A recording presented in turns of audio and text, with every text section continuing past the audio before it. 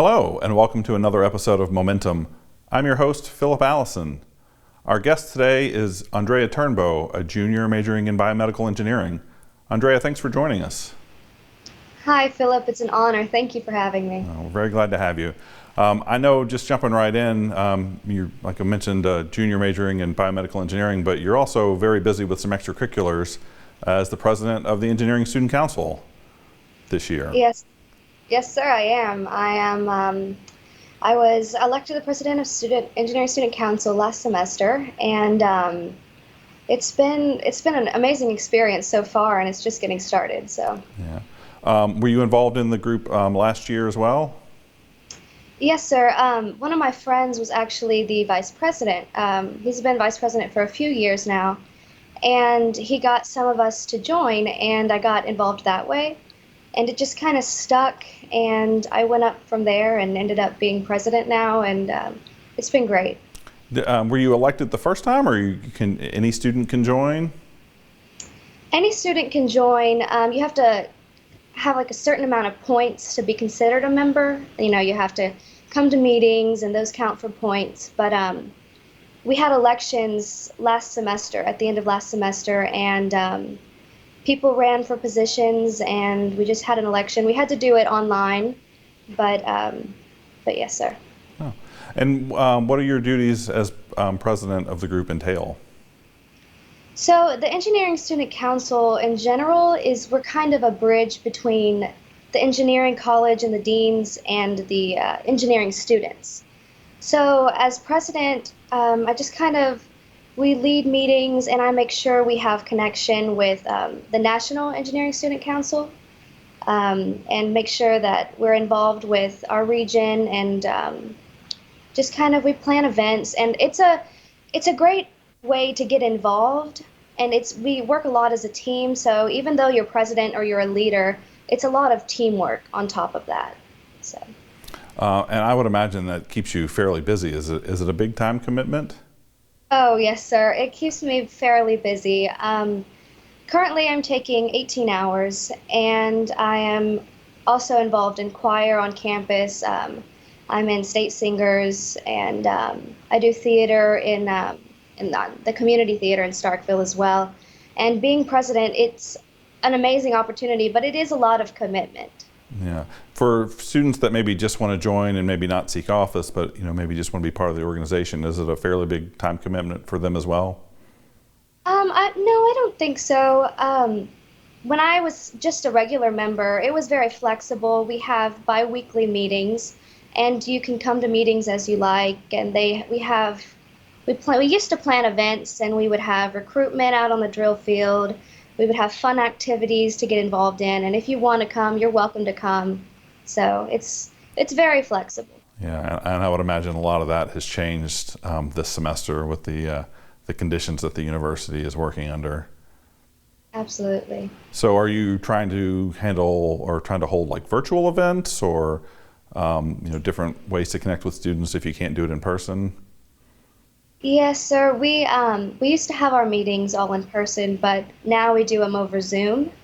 And so we have our meetings online, and we're trying to find a way. We have different committees in this Engineering Student Council. There's recruitment, planning events, finance, and such and such. And we usually break out into committees in our meetings, so we can plan events and stuff, but that's become a little bit of a challenge, and we're still trying to figure out a way to do that. And some of the officers, we've been talking about planning events that could be done online as well, since there are more restrictions now, and trying to keep socially distanced. It can be difficult to plan in-person events. Yeah, well, and I know one of the big events you guys usually hold every year is the Engineering Student Organizational Fair, where students can go and actually meet with different student organizations face-to-face, and obviously that is not going to happen this year. How are you guys adjusting to that? Absolutely. Usually every year, before classes start, we have a big organization fair. It's usually in the Engineering Living Learning Community dorms, and many booths set up, and we have pizza, and everybody can just get involved and see what they want to do and see what's out there. But since we're not able to do that this year, we came up with a way that you can do it virtually as well. So we have all of the engineering clubs who wanted to be involved, all of the organizations, they made a short 1 minute video talking about their club and why people would want to be involved and some of the topics, some of the highlights about their club. And so we had them make these videos and they're going to be posted on the Bagley College of Engineering YouTube. So any student can go and see still what's out there and see if they want to join. There's contact information out there. And so we still highly encourage students to get involved, even though it's a very difficult time too now. And I know online classes have been a challenge for a lot of students, but people are out there and it's still good to get involved and we're very flexible. So. Well, thank you for the plug for the college's YouTube channel. As you mentioned, those videos are going to be on the college's YouTube channel, and we're going to roll those out hopefully very soon for interested students. Like you said, can go and learn about the different organizations. And there are quite a few. I was surprised at how many different engineering student organizations there are. If you have an interest in some sort of engineering and even things that are outside of engineering, it seems like there's a group for you. So, and you mentioned this has obviously been a very unique semester in terms of the coronavirus and things of that nature. But how have you personally been able to adjust? How have your classes been? I know there's a mix of kind of in-person and online learning, and I'm just curious how you've been able to adjust. It's honestly been a little bit of a challenge. I've never been a big fan of doing online classes. I've always learned better face to face, and I know a lot of students are the same way. It's very difficult, but at the same time, it's helpful because we have a lot of time to kind of structure what we have to do and get organized. But as I did say, I'm taking 18 hours a semester, and I'm taking 2 labs. One of my labs is in person, so I still get that hands-on experience, which is great. But yeah, it's been a little bit of a challenge, and I know for a lot of people it has as well. But we'll get through it. So. Yeah, it just seems like a lot of people are really just doing the best they can and kind of adapting to difficult circumstances. You mentioned kind of some of your labs, and one of them being in person. Is it kind of easier to work for you? Is it easier for you to work in person, and I would imagine in those lab situations it is. Yes, sir, it is. I'm a very hands-on person. I want to hopefully work in a lab someday. So being able to still go into lab, they split our lab in 2, so we're spaced out, and we're able to still get that experience performing all of those experiments, and it's really good. I'm very thankful that it's still in person, and we are taking very serious precautions in it. But I'm learning, and it's great. Yeah. Well, I know another big part of the engineering student experience for a lot of engineering students is co-ops and internships, and I would imagine some of that has changed this semester as well. Have you been able to take advantage of any co-ops or internships in the past? Oh, yes, sir.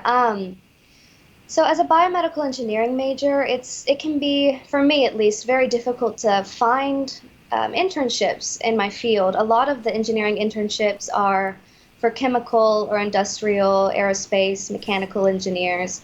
But I was thankful to get an internship the past 2 summers at a manufacturing company in Memphis. It's called Radians Inc., and they make like masks. They made a lot of facial masks for COVID-19, and they donated many masks, and we make safety equipment as well. But I worked in the accounting and finance department, which is not my major at all, but I'm taking a minor in math as well, so it helped in that field, and I was able to gain experience with holding meetings, and I made databases and presented to president of the company and the VPs, and I worked with people that were just incredible people, and it was great to get any experience that I could, because, especially last summer when everything started to become more difficult,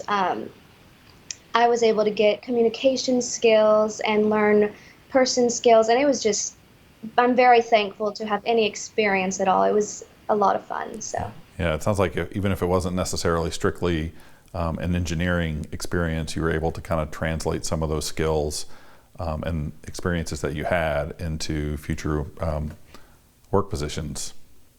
absolutely. Well, I know you're only a junior and you still have a little time to go before you graduate, but do you kind of have an idea of what you want to do in the future? Kind of which direction you're heading?